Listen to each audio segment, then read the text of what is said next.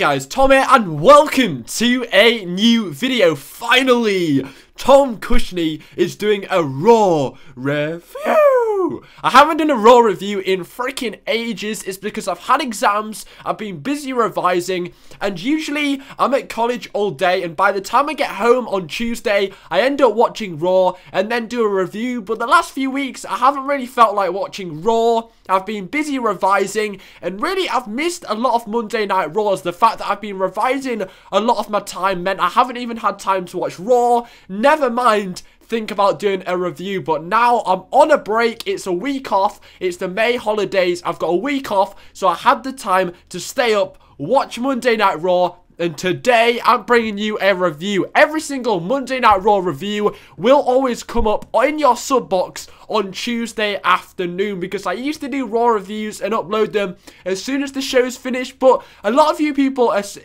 either in bed or at school by the time that Raw review gets uploaded, so a lot of people don't actually see it. So I'm starting to upload these Raw reviews. I'm starting them again for the summer. Every single Raw, I'll try to review every single Raw on my channel. So for that announcement, can I get 100 likes on this video? Because I'm going to try and review every single Monday Night Raw this summer. And every single Raw review I do will be uploaded around 4, 5 or 6 UK time at Tuesday afternoon. So it'll be around when you wake up, you Americans, it'll be in your sub box, and when you get home, UK guys, it will be in your sub box around 6 o'clock in the afternoon. So that's a good time for you to sit down, watch this Raw review, listen to what I thought of Monday Night Raw this week and the weeks after this. My Raw review, I'm back doing them. I've got my apple juice here, and I've got myself some straight cut Seabrook crisps. I'm probably not actually going to eat them during the review. I might do,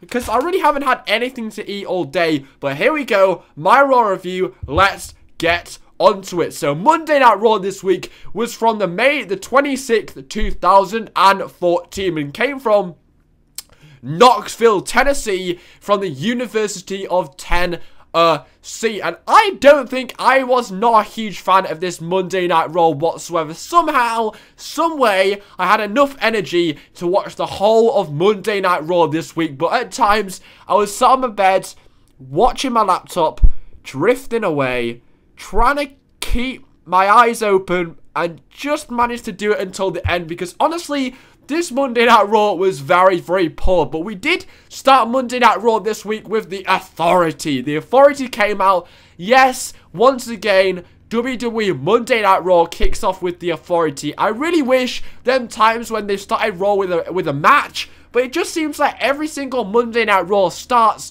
with The Authority coming out, which really isn't entertaining whatsoever. We want something special. We want something memorable. But if Raw starts off the same way every week, it really isn't fun. It isn't really something to get you involved with the show, because week by week, The Authority seems to start Monday Night Raw. It's boring. We want something fresh. We want something new. And if you guys are going to ask me now, what did The Authority have to say on Monday Night Raw at the start? I really don't know, because it's not memorable. I don't remember it, because they seem to do the same thing every single week. But they did mention Daniel Bryan surrendering the WWE World Heavyweight Championship. And then he related Daniel Bryan to be not good enough, and he wasn't something like Evolution. And then he switched to Evolution against The Shield. This was Triple H, by the way. And by the way, Stephanie McMahon is one of the greatest heels the WWE has right now. She knows how to play the crowd into the palm of her hand. She's an absolutely brilliant heel. She's a great heel. She plays her part absolutely brilliantly. But honestly, I can tell you the backbone of what they said about Daniel Bryan surrendering the title and kind of building the Shield versus Evolution matchup. But honestly, I can't quote anything word for word, because it honestly wasn't memorable. There wasn't anything really interesting in this promo. It wasn't really anything that entertaining, nothing really that significant. So honestly, it was a bit of a waste of time, and this segment went on for a good 15 minutes. And honestly, we only really needed to wait until the end to really get something entertaining. I mean, the promo was kind of pointless. It only really got interesting when they switched to Brad Maddox, and apparently Brad Maddox was the one that allowed Dean Ambrose and Roman Reigns to be the special guest commentators on Monday Night Raw last week during the Seth Rollins and Batista match. But I never really remember Brad Maddox being involved in this. I don't know if I wasn't paying attention during that match last week on Raw, but I was just under the assumption that Seth Rollins had invited Dean Ambrose and Roman Reigns. I was never...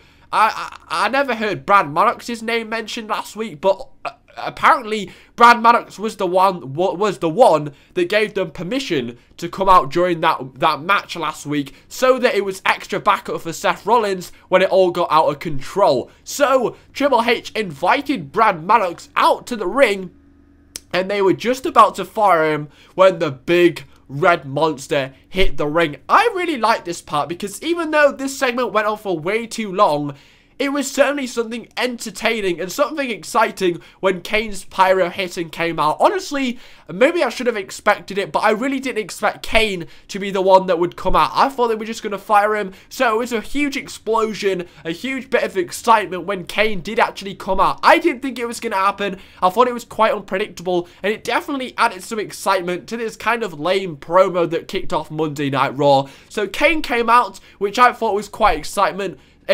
didn't think it was going to happen, and he pretty much chokeslammed Brad Maddox and gave him a tombstone pile driver. And to be honest, Brad Maddox sold them two moves very, very well. I remember last year in August when they were building towards the SummerSlam WWE title match, and Brad Maddox sold a Triple H pedigree very, very well, and here he sold Kane's chokeslam and pile driver very, very well. And still, they're building Kane up as this heel monster who takes out anybody in his path. And I thought they did this very, very well. The ending segment of Monday Night Raw this week ends with Kane standing tall over Brad Maddox, completely burying Brad Maddox in the middle of the ring and not even breaking a sweat. A very cool segment to end. The promo itself at the start was not too great, slightly boring, but it does certainly build up the tension with Kane.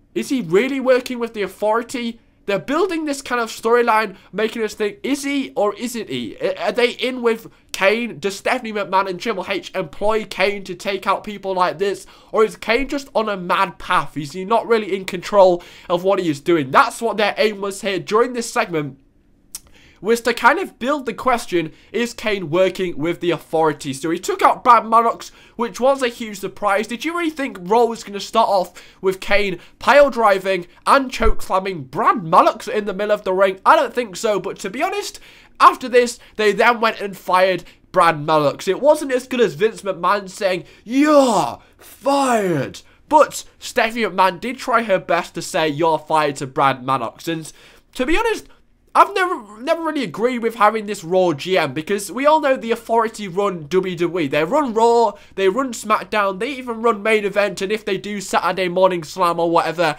they run that as well, and Triple H even runs NXT. So Brad Maddox really seemed irrelevant for the last year. He really hasn't done anything, and in my honest opinion, at times it felt like he was kind of running as a joke. He was somebody who was just controlled by the Authority to make decisions and kind of working an impossible task to please Triple H and Stephanie McMahon. For many months, Brad Maddox has really been irrelevant. The crowd really don't care about him.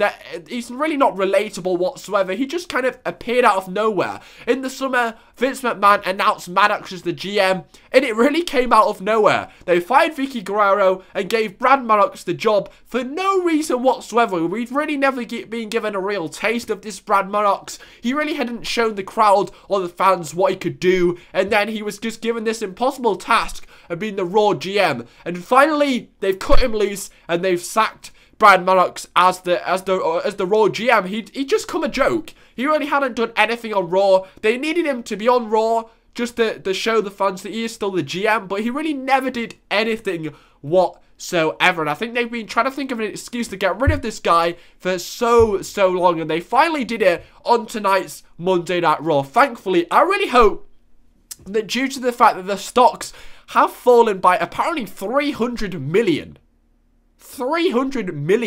last week, that they really need to up their ante, and hopefully we can get Vince McMahon back as full-time as the Raw GM, because I would be so happy about that. Do you remember that bitch Eric Bischoff, the guy that we love to hate, the guy that was just a complete ass, but you still tuned into Raw every week because he was an absolute dickhead.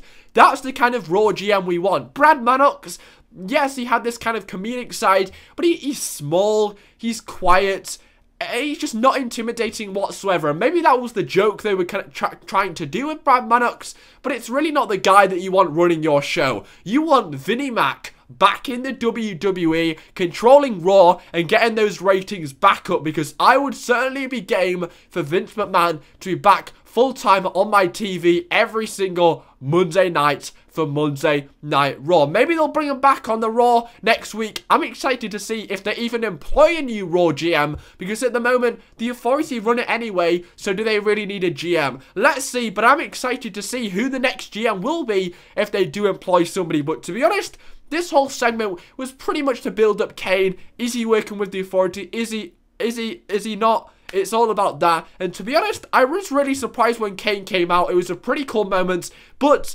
same all night, the crowd really didn't react for anything the whole night. So this segment was a bit dead. Triple H punched Brad Manox, and then Kane did the honors with the chokeslam and the pile driver. The Triple H punch got no reaction, neither did the chokeslam, and neither did the pile driver. So maybe if they did that segment last week on Raw in London, it would have had a bigger impact. Just felt a little bit dead the whole night, actually, with the crowd. But it was an alright segment, topped off with a cool ending. The start of it, the promo, pretty pointless, and a bit of a waste of 15 minutes. So I'll give that segment a 7 out of 10. So we then rolled on to Cesaro defeating Rob Van Dam. So during this match, we actually had Bad News Barrett on commentary, and this guy is an absolute genius. I'm a huge fan of Bad News Barrett, and he went, it's B, it's B, it's B, and B. As soon as he sat down, he said that on commentary, and I lost it. That was so funny. It's B, it's B, it's B, and B. That was just so funny, so random, and so epic at the same time. So we had Bad News Barrett on commentary, talking his thoughts on Rob Van Dam about their match at Payback, whilst having the presence of a Cesaro versus Rob Van Dam match in the middle of the ring. That's just too good. You have Bad News Barrett, and then you have a classic match in the middle of the ring. A good match to start off Monday Night Raw. And what happened was, actually, I was a bit disappointed with Cesaro's kind of what he was doing in the ring. He wasn't really booked strong in this match. Yes, he did get the win, but in my honest opinion, I thought Rob Van Dam looked absolutely gold in this match. I thought Rob Van Dam looked great. He got so many great moves. He was just on fire. He hit everything perfect. Everything was great. Rob Van Dam was on an absolute roll. The only thing I remember Cesaro doing was chucking Rob Van Dam's face onto a barricade. Apart from that, I don't think Rob Van Dam, Cesaro's showing in this match was very good at all. Quite disappointing from what Cesaro did, but that doesn't mean it wasn't an entertaining match. It was a very, very entertaining match and a good match to start Monday Night Raw. But the problem was the fact that you have two big guys in Cesaro and Rob Van Dam. Two guys who have a United States match at Payback and an Intercontinental Championship match at Payback. The problem is that you both want to have these guys, that basically these two guys don't have championships, so they're the challengers on Sunday. So you want to go into that match on Sunday with these two guys having as much momentum as possible. So maybe it wasn't a good idea to book them both against each other on this week's Monday Night Raw, because you can only have one person win a match. You can't have two people win a match. So the problem here was the fact that we got a good match was good, yes, and we got two guys who put on an entertaining match, two big names, but the problem was you couldn't give both of them the win. So one of them had to take the pinfall, and of course it was Rob Van Dam putting over Cesaro. Now the thing I don't like about Rob Van Dam is that he's been given this title match, but I really can't remember a win he's had under his belt since returning to the WWE. Yes, he did get a few wins when he first came back because, yeah, he returned. He needed a few wins under his belt. But ever since them first 2 weeks, kind of like the honeymoon period when he came back, he's pretty much lost every single match. Yet, he's got a title match on Sunday against Bad News Barrett for his Intercontinental Championship. He really hasn't won many matches whatsoever, so It's really not believable whatsoever and quite unfair to other superstars on the roster. But, yes, Bad News Barrett started to attack Rob Van Dam. Rob Van Dam kind of skateboard kicked Bad News Barrett on the apron whilst he came off commentary, threw his headset off, like they always do, to be honest. And then Rob Van Dam kicked Bad News Barrett, and whilst Rob Van Dam was distracted, Cesaro hit that German suplex for the pin over his shoulders. 1, 2, 3. Now, this was quite clever because Cesaro got the win. Now, I'm not a huge fan of that German suplex he uses because we see a lot of guys like Bryan and Lesnar, and they hit 3, but Cesaro hits 1 and gets the pin. I mean, he's finished his last few matches using that German suplex and picking up the win, but are you really under the assumption that that's actually going to put Rob Van Dam away? I mean, yes, the neutralizer looks painful as fuck. The swing does not look painful whatsoever, but the German suplex is even worse. Are you really under the assumption that that's going to damage somebody? Is that going to hurt them so much that they can't kick out of 3? I mean, the German suplex to win you a match just doesn't seem legitimate. I mean, if somebody was going to hit me with a German suplex, maybe it'll hurt, but I'm going to be able to kick out of a 3 pin. Really, honestly, I am. But maybe the story here was that he was so distracted that he couldn't kick out of a German suplex. But the clever thing they did here was Cesaro defeating Rob Van Dam puts over Cesaro.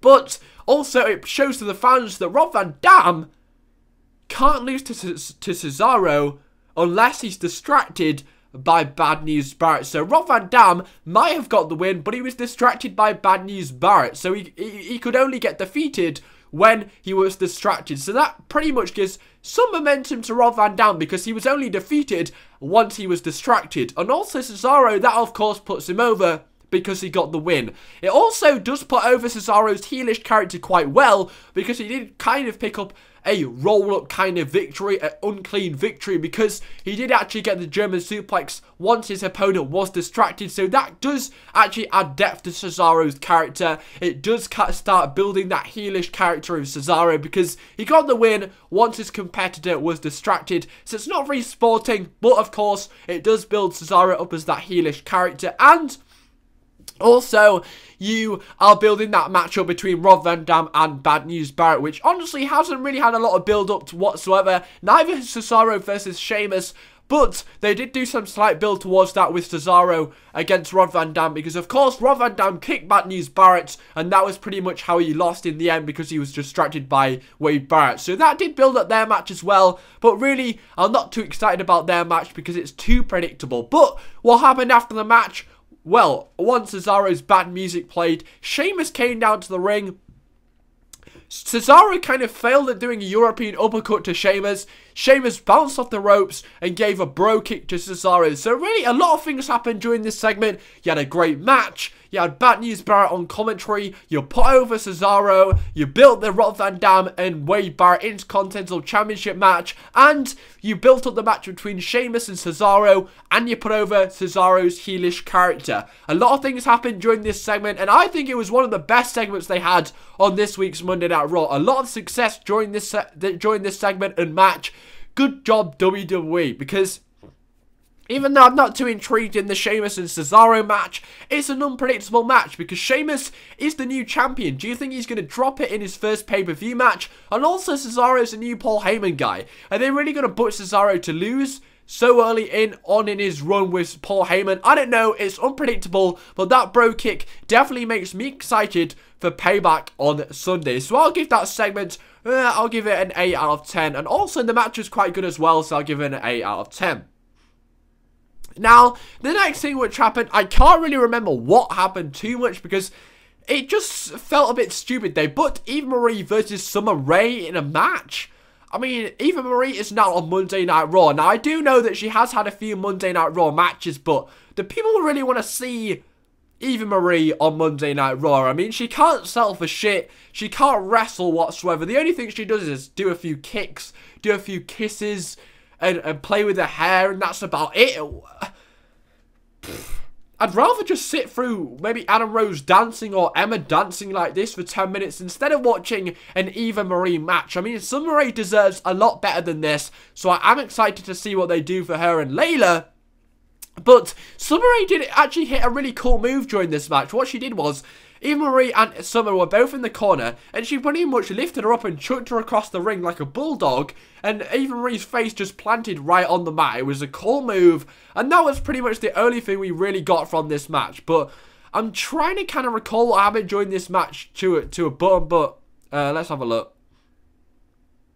Oh yeah, basically, yeah, I was kind of confused by the booked Eva Marie versus Summer Rae. I mean, I know a lot of people don't actually watch Total Divas, so it's really an irrelevant match to a lot of people who are watching Monday Night Raw. And also, Nikki Bella was at ringside. I mean, why is she with Eva Marie? We didn't really get any comment on why she was there. What was all that in aid of? Was it Total Divas? Was it something that happened on SmackDown? We weren't told, so how are we supposed to know? And also, the even worse thing was, she didn't even do anything. Like, yeah, it's alright she's there. We were already told why she was there, but she didn't even do anything. She was just stood at ringside, doing nothing. And then even when the segment ended, they didn't even cut to Nikki Bella whatsoever. I mean, she was literally irrelevant the whole match. She didn't do anything. Why was she out there? A complete waste of time, and we weren't even explained why she was there. But during the match between Eva Marie and Summer Rae, which we really didn't want to see anyway, I mean, something which just happens way too much in the WWE is entrance music distracting a superstar, and then somebody getting a roll-up pin on the person who was distracted. So what happened here was, Fandango came out with Layla. Fandango and Layla had a moy, they snogged out, and then Eva, obviously, when that was happening, Summer Rae was distracted, and Eva Marie got, like, what, the worst roll-up pin I've ever seen, and got the win. How many times do we have to see this happen, where somebody gets distracted from an entrance music, or somebody dancing at ringside, and then gets rolled up and gets pinned? I mean, it happens way too much, but honestly, I was happy about this, because I really didn't want to see this match anyway, so the fact that it ended early was good, and I was happy about that, but ugh. I mean, I can't really think of any original things they could have done here, but they do this like spot all the time. Now, yeah, the apple juice is very sugary.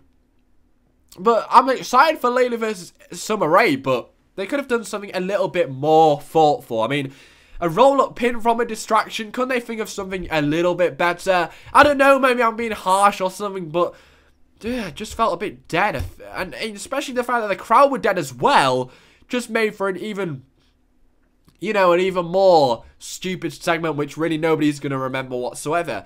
Now, the next match was just completely retarded. I'm trying to just watch a bit of it because I watched it a few hours ago. And, what happened? El Torito somehow defeated Drew McIntyre. Yes, this was absolutely retarded. I'm just watching the highlight now. What? Oh my god. Hang on. Oh Jesus. No. No, I can't remember this happening, but obviously it did happen because I've just watched the highlight. But, yes, it was El Torito versus Drew McIntyre. Drew McIntyre deserves a hell of a lot more than this. But basically, the only reason why they booked this match was so that they could book El Torito versus Hornswoggle on the Payback Kickoff show. Yes, they had a great running at the Extreme Rules pay-per-view in that WLC match. So, we're booking them again at Payback. Will it be as good as last time? Probably not, because there's no weapons in this match. It's just a singles match. But the fact that they had a successful match at Extreme Rules, why don't you just let them go again at the kickoff show at Payback?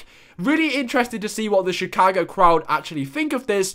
But the only reason why they booked this match on Monday Night Raw this week was to pretty much announce that match and keep the feud going between 3MB and the Los Matadores and El Torito. But Drew McIntyre facing El Torito, I want Drew McIntyre the chosen one. I don't want this guy who's jobbing out to El Torito. But what happened here was, I mean, it wasn't even an entertaining match. You're not going to have an entertaining match between a small dude. You can't call him midgets. It's a small dude against Drew McIntyre. I mean, nobody was watching. It was just stupid. It was pretty much a loo break. I mean, I would have rather watched through the two Divas matches tonight rather than this stupid match. So I didn't watch it. I don't really care about it.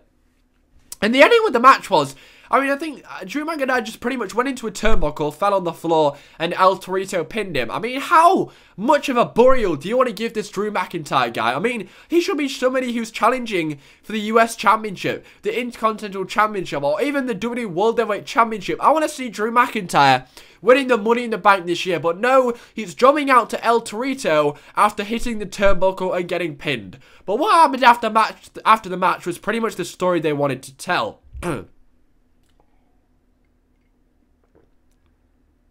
Pretty much, Free and Bray surrounded El Torito. Hornswoggle nicked El Torito's tail after trying to take off his mask and he couldn't do it. So, El Torito's tail was taken off him by Hornswoggle. And then Hornswoggle stayed in the ring whilst El Torito was running around, and then he ran up the ramp and went away. One of the most PG-ish things I have ever seen. Yes, I know kids watch it, but this was one of the stupidest things I have ever seen. So childish, not funny, and the worst thing about it was the crowd didn't react at all, so it was just so awkward. Just pointless, stupid, waste of time.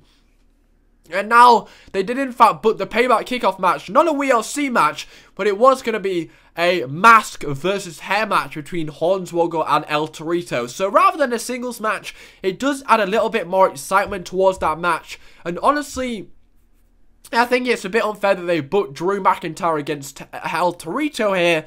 But I'm glad we get that kickoff show match at Payback because it will be quite good. Would it be better if they did a WLC 2 match? I mean, I would have liked to see a second version of that match in Chicago. But we're going to get that match again, but not a no disqualification match. It's going to be hair versus mask match, which will be exciting, will be entertaining. But did they really have to have this match on Raw just to announce that? I mean, I do understand that that feud was kind of put to bed for the last few weeks. And they obviously brought it back this Monday Night Raw so that they could book that match for Payback. But it's left a bad taste in my mouth for Drew McIntyre, who should be doing a lot better at this current point in his career. I don't even know how old the guy is. How old is he? Drew McIntyre. How old is this guy? He's 28. He's quite young. I thought he was a lot older than that. He does look a lot older than that. So Drew McIntyre's only 28. He has got a lot of years left in him. What, 6, 7, 8 more years at least in his prime? So Drew McIntyre has got a lot of time, but are we really going to believe Drew McIntyre when they finally give him a decent gimmick after coming out of this horrible run with 4MB or 3MB, whatever they want to call him? I don't know. Fuck that. I'm excited for their Payback match, but this match sucked. Buried Drew McIntyre completely, and it was just so awkward with the crowd. Nicking a tail off a human being with a bull mask and a bull costume. Dumb and dumb. Give it a 4 out of 10. So, the next thing that happened was Bray Wyatt addressed John Cena. And this guy is an absolute beast with his promos. And what happened next was certainly memorable in my mind. I can remember this so much from last night's Monday Night Raw. A very, very cool segment. One of the best segments we have seen in a very, very long time. And it was completely ruined at the end, but I'm going to talk about what happened.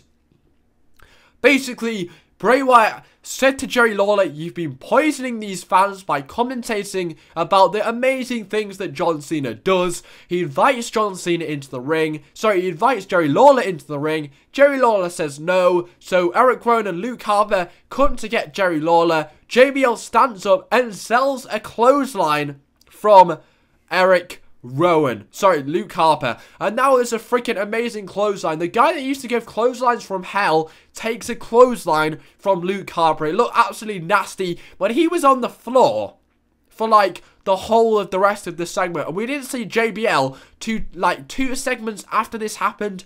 It was a bit of an exaggeration. A guy that used to give these clotheslines from hell, but he can't take one himself and was lied on the floor for like, what, 10 minutes? But that does actually put over Luke Harper quite well. How powerful his clothesline was to put out JBL, the one that used to hit clotheslines for hell for free. Luke Harper takes him out, and that does put him over quite well. But it was quite an interesting segment that JBL got involved, and all these guys are scared of the Wyatt family. JBL had to stand up because he's scared.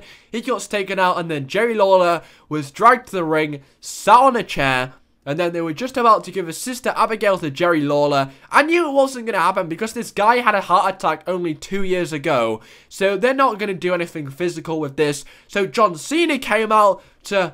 the cheap pop with Cena saving the day. And then John Cena got caught up with the Wyatt family and then the Usos. I mean, it was so predictable. It just...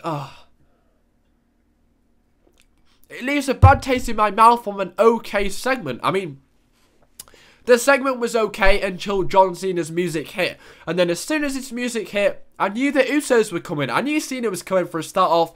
And then I knew the Usos were going to come. For that cheap pop, that cheap save, the Superman save. How many times do we have to see this same old shit from Cena? Where he saves the good guy, saves the day, saves Jerry Lawler. How dumb.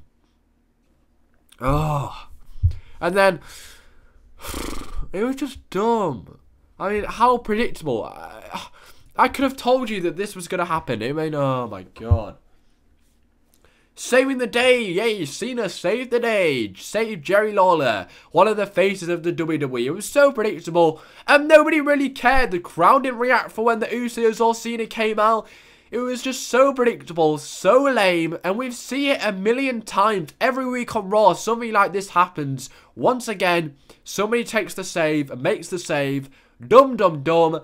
Hated it, was stupid. I mean, it was a good segment until that happened. And then it was just cheesy and just gay and weird. Sorry, that's just offensive, but just cheesy and fucking retarded. Like for 6-year-olds. Yay, the Superman saved the day. Yeah, whatever. Bullshit. It was a good promo until Cena came out. So I'll give that 5 out of 10. Would have been 8 out of 10. Until Cena came out, guys. Next was Rusev defeating Zack Ryder. Yeah, we'll skip over this because this was just stupid. Now, we saw them both enter. Like, that was just a complete waste of time. We saw Lana make a huge promo about Putin, and then Rusev came out, says a few words which we can't understand anyway, because it's just got such a heavy accent. And then, what I didn't like was, Rusev got Zack Ryder in the accolade, like 10 seconds after the match had started, and got the win. I mean... we've just sat through a promo for like 5 minutes. We've sat through Ryder's entrance. We've sat through Rusev's entrance. And then the match is going to end in like 10 seconds. I mean, how much waste of time is that? I mean, couldn't they have just come back from commercial and had the match start? Did we really have to sit through all those bullshit promos just to see Rusev win in 10 seconds? I mean, it just felt like such a waste of time. And the crowd, yet again... didn't react whatsoever, and it was just a huge meh feeling around the arena. Like, yeah, this guy Rusev does the same shit every single match, and we're still expected to get behind him. We're still expected to boo him when he does the same boring stuff every match. I mean, I'm yet to see something entertaining from this guy, and I think this is probably his shortest match so far. Yeah, this guy's boring. I mean, jobber matches don't do anything for me.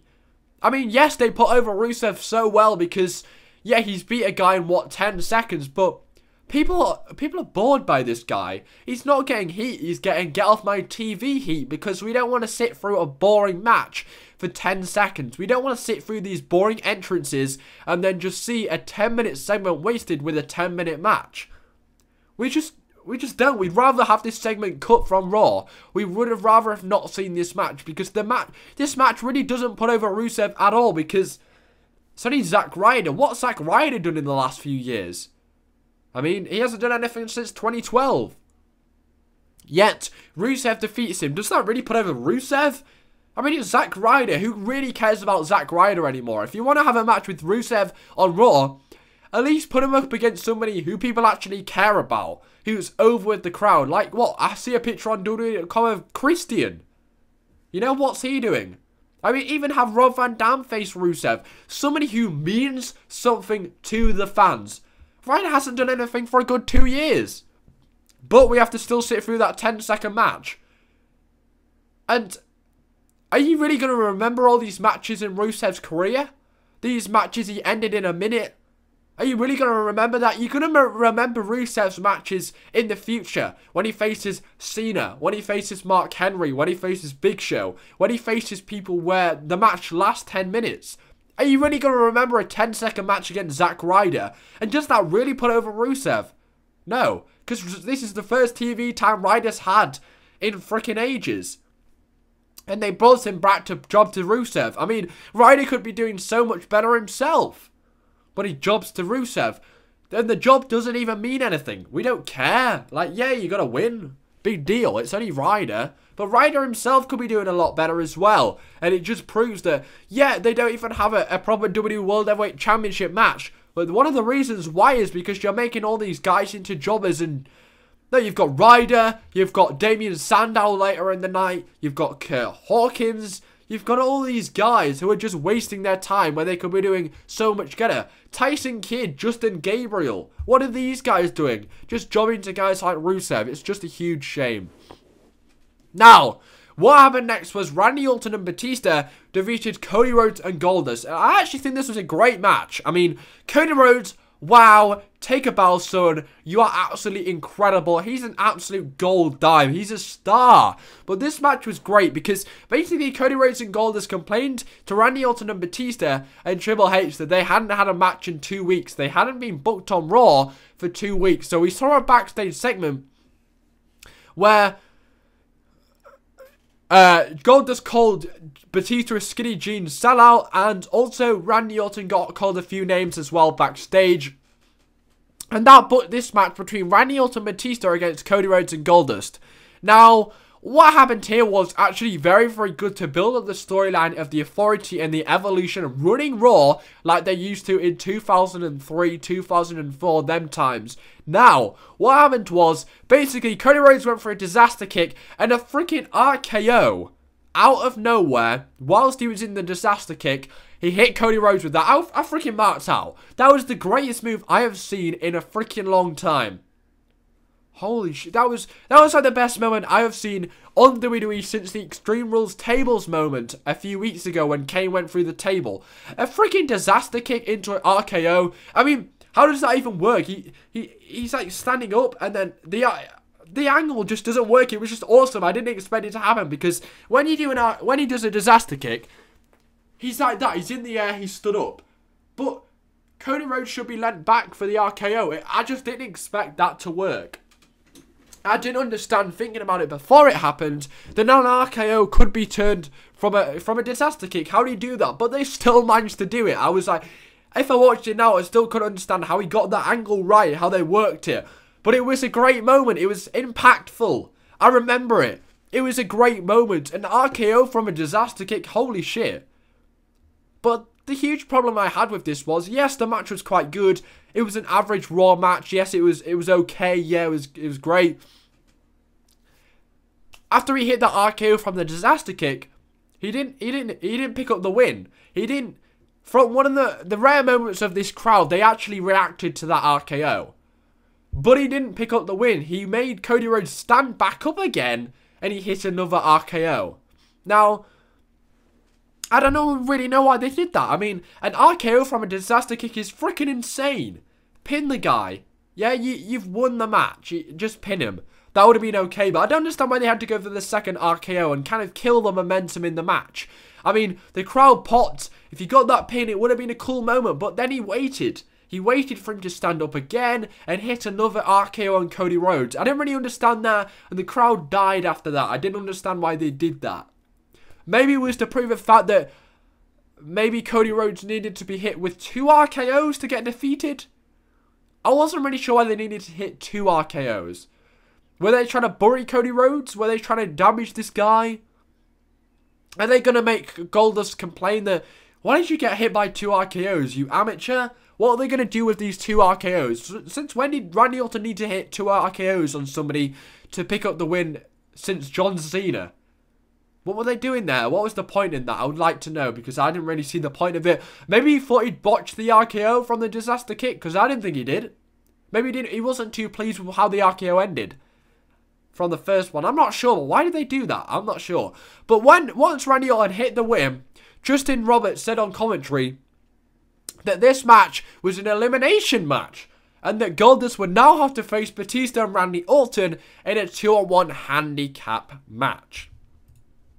Now, this really was clever, because that just keeps with the Evolution running Raw. I mean, it shows that Triple H is in power, and nobody can control what Triple H says, and he can do whatever he wants, and it's just best for business. It's just a completely great storyline that Triple H can just control things. I mean, did you really expect Justin Roberts to get on commentary and announce it was an elimination match? Now, before the match happened, Triple H said, do expect something extreme, do expect something different. And that wasn't what I expected, but it was something cool, something different for them to announce that it was an elimination match. And then that allowed Randy Orton and Batista to really get the crowd up against them. Really boo them. Because they hit Goldust with Batista bombs, RKOs, through the barricade. And that was really some much needed heel heat for both Batista and Randy Orton. These two guys aren't as over as Triple H is. Triple H has a lot of heat against him. I think since Randy Orton and Batista lost at WrestleMania, then they lost a lot of heat. They lost a lot of momentum. And I think that was a good job on Monday Night Raw this week to give them that heat, and book them to take on Goldust and give him so many RKOs and Batista bombs he couldn't continue. And people actually care about Goldust. Unlike Zack Ryder, people actually care about Goldust. So that does have a bit of an impact on the fans, that Goldust was ruined by Orton and Batista. So that was a cool segment, and also shows and builds up the storyline of Evolution and Triple H running Raw still, and he can do whatever he wants, and so can Randy Orton and Batista. Makes them go into their match at Payback looking strong, and still makes me interested to see what's going to happen on Sunday. Are they going to walk out winning against the Shield, or are the Shield still going to win? Because Evolution are going into this match looking pretty strong. Bo Dallas versus Sin Cara, a rematch from Friday Night SmackDown. Is this guy a face or a heel? Because I don't watch NXT, so I don't really know. I don't really know. It's troublesome. That am I supposed to get behind this guy? Am I supposed to cheer for him? Am I supposed to boo for him? Because he does this cheesy smile, these thumbs up, but he seems arrogant at the same time. But he is sportsmanship. I don't know if I'm supposed to get behind this guy, or am I supposed to boo him? Can WWE please make this clear? Or is that his gimmick? Is it his gimmick that he's a bit of both? But I'd like to know as soon as possible, because the crowd really don't know how to react against this guy. He seems a face, but he's facing Sin Cara. Yeah, this match was okay, it was pretty good, but it was what we saw on Friday Night SmackDown. The same spots over and over again. Once they get a good match on SmackDown, they always seem to do it on Monday Night Raw. And they did the same here. Bo Dallas defeating Sin Cara. Obviously, he's going to pick up the win here because he's just come to the WWE. And it was, in fact, his Raw debut. So you want to give, of course, like many NXT guys coming to the WWE, they always get some momentum when they start off their career. You want them to give them a few wins under their belt. And that's what they've done here with Bo Dallas. He's picked up some momentum over Sin Cara. But once again, do people really care about Sin Cara? No, no, no, no we don't. So it really doesn't do anything for me whatsoever. So I'll give that match a 7 out of 10. Orton and Batista against Cushnie and Goldust, I'll give that an 8 out of 10. Rusev against Zack Ryder, I'll give it a 1 out of 10. Bray Wyatt addressing John Cena, oh yeah, I already rated that. Sorry, I forgot about doing my ratings. The next segment was Stephanie McMahon demanding Daniel Bryan surrender the WWE World Heavyweight Championship.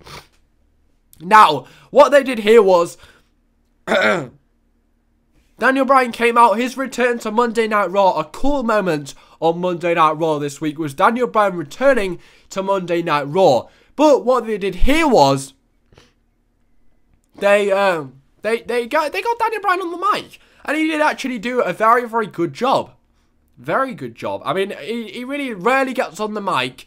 And they did a very good job with Daniel Bryan being on the mic here. He really stuck it to Stephanie McMahon. And he said, you just want an excuse to strip me just because I beat your husband at WrestleMania.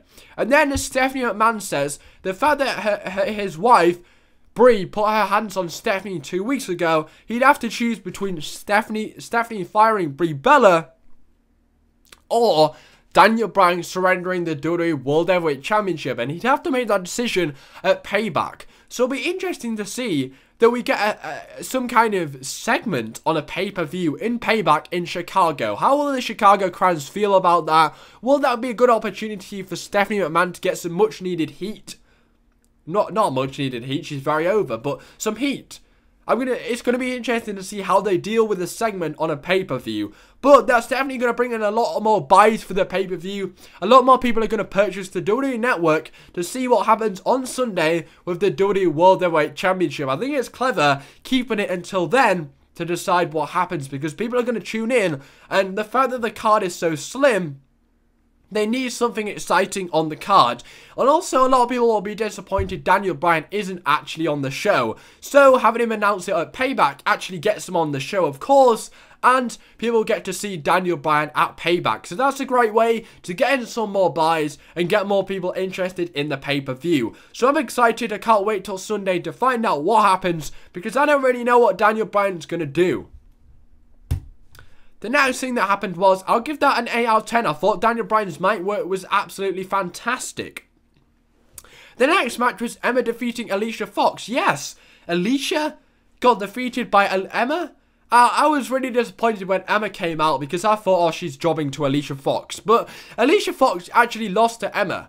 Now, are we supposed to believe that Alicia Fox is going to defeat Paige on Sunday if she loses her last match on Raw? Is she going into that match with as much momentum as possible? No, she lost to Emma, who Emma really hasn't done anything at all. Now, it does seem like she's cut her losses with Santino, because Santino was nowhere to be seen. So that's great. Let Emma do her thing on her own, because Santino was dragging her down. But Emma got the win. Yeah, that's right. Emma got the win, which is actually really, really cool, because I thought they might just job her out. I thought that she was just going to lose and do that same old, just like, just waste a decent talent. But Emma got the win, and that was absolutely fantastic. And actually quite a big shock, because you always see people turn heel, like Alicia Fox has done, and just pick up win after win, and it's just predictable. But this was unpredictable. Did you see Emma winning here? I thought she was just going to job out, and she didn't. So what happened after the match was, of course, that does put over Emma, because Alicia Fox is a past-time Divas champion. Was it 2012?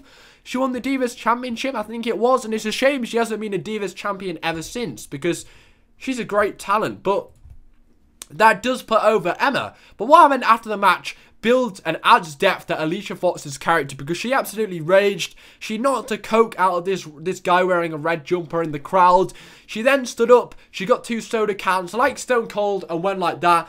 She just went crazy. She started like swearing, shouting. She gave a wedgie to one of the cameramen, which was just amazing. It felt like the Attitude Era was back, and it's really one of those characters in the Divas division we haven't seen. I mean, you have all these talents like Naomi, Cameron,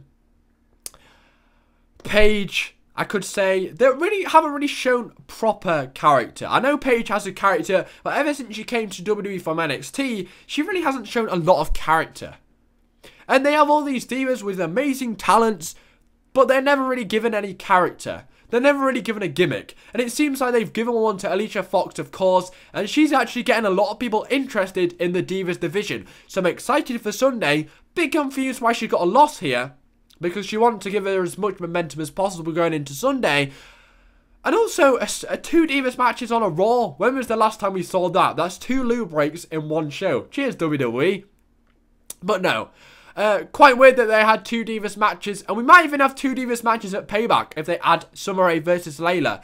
So 2 Divas matches on Raw was a bit strange and felt a bit weird, but it does definitely add some depth to Alicia Fox's character, and I'm excited for Sunday and what they can do with Alicia Fox. So I'll give that match a 8 out of 10. The match itself was okay. Yeah, I thought it was quite good, actually, remembering back. The next match was Adam Rose defeating Damien Sandow, and once again we just get another mad ending, an unclean ending. I mean, it seems like, I mean, Jack Swagger's music hit during the match. Adam Rose got distracted and then hit his finisher, which looks kind of like Dean Ambrose's finisher, on Damien Sandow. Now, Damien Sandow was actually dressed up as Davy Crockett. Now, I don't even know who that is because I'm not American. But, yeah, Davy Crockett was dressed up as Damien Sandow. Now, I understand TV time is good. He's still getting TV time, but this is bad TV time for Damien Sandow. If you think back to SummerSlam, he was in such a better place. He had a crazy good match and feud with Cody Rhodes. I know he's dressed up as Davy Crockett, facing Adam Rose and jobbing to Adam Rose. And this is another example of what people don't care about. We don't care about Damien Sandow anymore because they really haven't utilized him to his full ability. So once again, you're putting over Adam Rose using Damien Sandow? Who cares about Damien Sandow? So it's another match really people didn't really care about. And it does look like they may add Adam Rose against Jack Swagger onto the pay-per-view, which could be a bit of a bad idea. Now, Jack Swagger's music hit, he distracted Adam Rose, but Adam Rose still hit his finisher and got the win.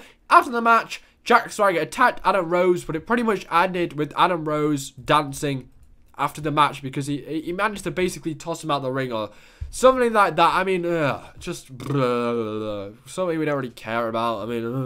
I mean, we've seen Jack Swagger and Adam Rose have so many tussles over the last few weeks. My memory all just merges into one. I mean, it's the same thing every single week. I mean, the Raw debut of Adam Rose should maybe have been hyped up a little bit more. I mean, they only mentioned that it was his Raw debut, I think, as soon as the match had started.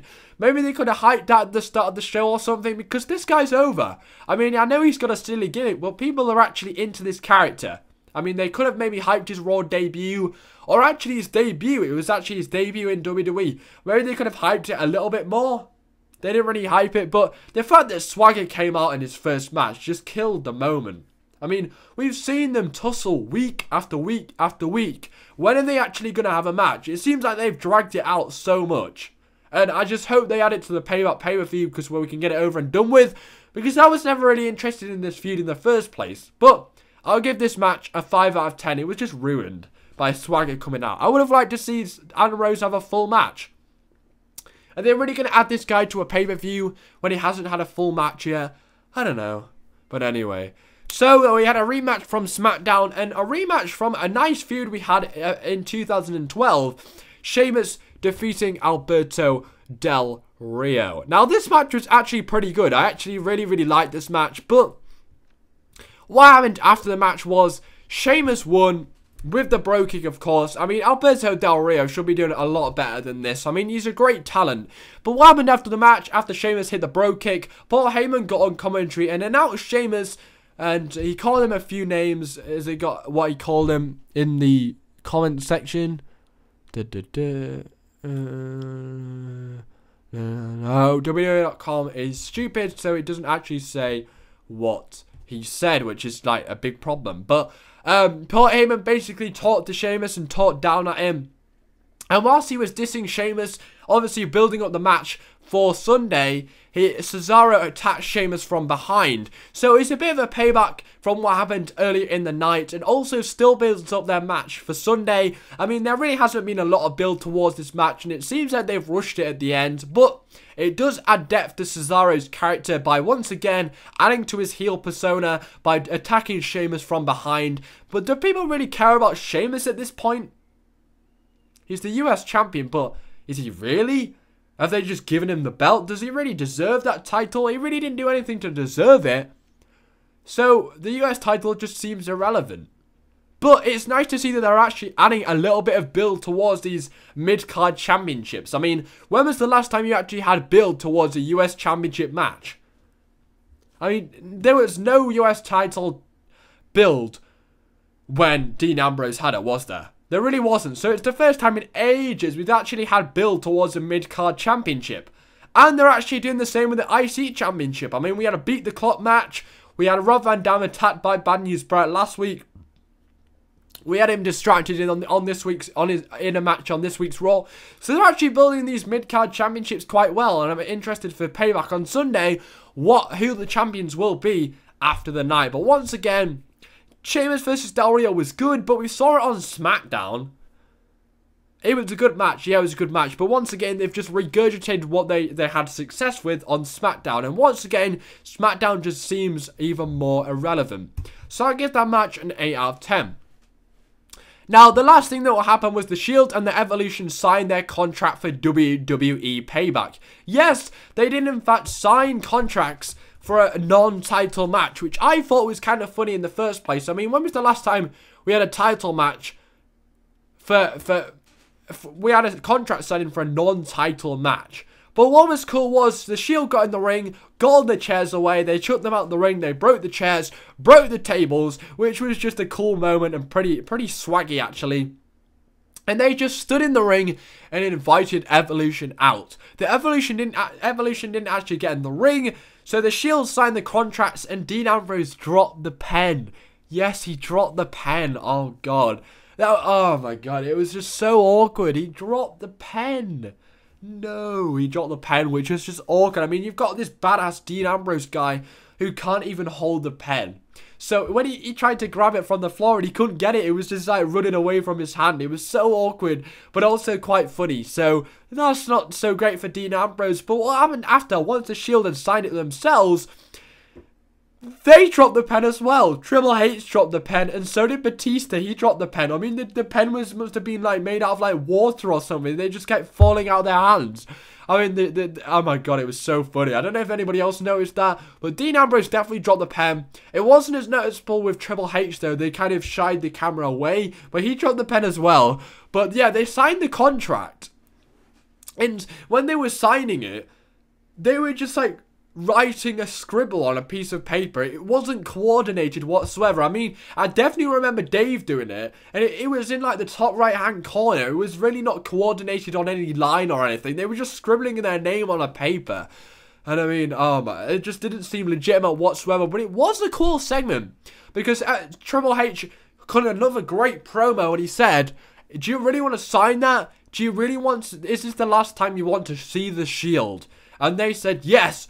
Bring it on, and it ended with a brawl. And this probably will be the main event of WWE Payback. It definitely will be. There was a heavy chunk of Raw this week made up for this match. I mean, you had many segments this week on Raw for the Shield and Evolution, and it does look like that is your main event for WWE Payback. I think it was cool how they ended with a brawl at the end, because that just asks lots of questions. Who really is going to win? Who's going to break on at Payback? You go into that match with as much collision as possible, as much damage as possible. Who knows what's going to happen? It's just a huge collision course on Sunday, and I like it. It's a great idea. It's going to be good. A nice contract signing. I mean, I liked how they took the chairs and the tables out of the ring, and we just got down to business, and we just signed the contract. It was a cool segment, and a nice, pleasing way to end Raw. A good taste in my mouth after Raw.